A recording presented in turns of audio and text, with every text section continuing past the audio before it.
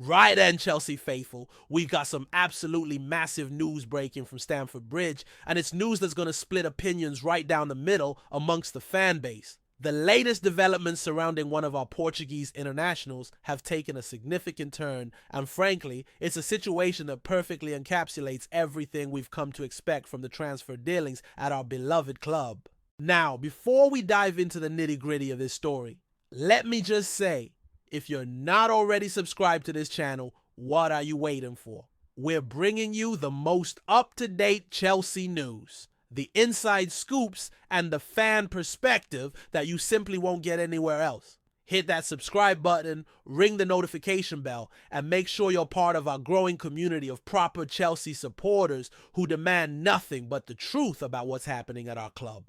Right, back to the matter at hand. Renato Vega, the 22-year-old Portuguese defender who arrived at Chelsea just over a year ago from FC Basel for a modest $12 million, is now on the verge of what could be described as one of the most profitable quick turnarounds in recent Chelsea transfer history. Villarreal have agreed personal terms with Renato Vega, and talks are well underway with Chelsea, with the Spanish club pushing to complete a deal that could see them pay up to $30 million for the versatile defender. Let's be absolutely clear about what's happening here. This is vintage Chelsea transfer business at its most bewildering. Veiga, who can operate as both a centre-back and left-back, has made just 18 appearances for the Blues since his arrival in July 2024. Half of his Chelsea career was spent on loan at Juventus, where he actually impressed enough to warrant serious interest from multiple clubs.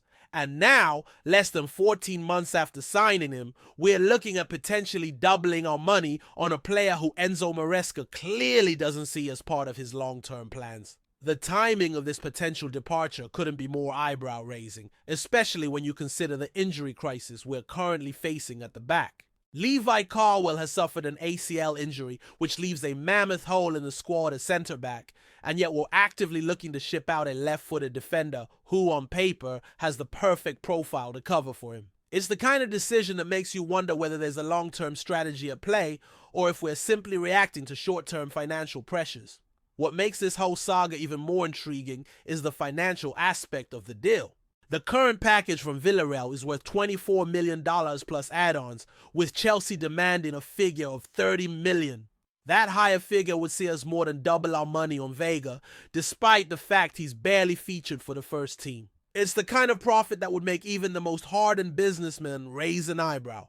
But it also raises questions about our recruitment strategy and squad planning. Vega himself has made his position crystal clear. He wants regular football, particularly in his preferred centre-back position, with an eye on making Portugal's squad for next summer's World Cup.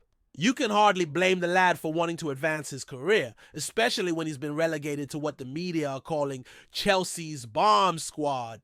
That growing collection of talented players who find themselves training separately because they don't fit into the manager's immediate plans. From Villarreal's perspective, this would be a record transfer for the Spanish club, surpassing their previous highest fee. Their previous record transfer was Paco Alcacer, who cost Villarreal $25 million.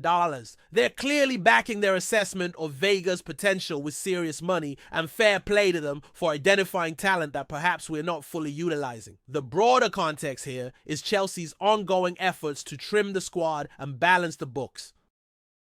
We've got a bloated roster of over 40 first-team players, and tough decisions need to be made. But selling a young, versatile defender when we're crying out for depth at the back, that's the kind of decision that will have supporters scratching their heads and demanding answers from the hierarchy. What's particularly frustrating for many Chelsea fans is that Vega has all the attributes we typically look for in a modern defender. He's young, technically gifted, comfortable on the ball, and versatile enough to cover multiple positions. These are exactly the qualities that should make him valuable to any Premier League side, let alone one with our ambitions. The negotiations are ongoing, with both clubs working to bridge the gap between Villarreal's offer and Chelsea's valuation. Chelsea, under pressure to balance financial fair play demands, will continue talks this week, and the clubs will likely reach a compromise on structure and clauses to complete the transfer before deadline day.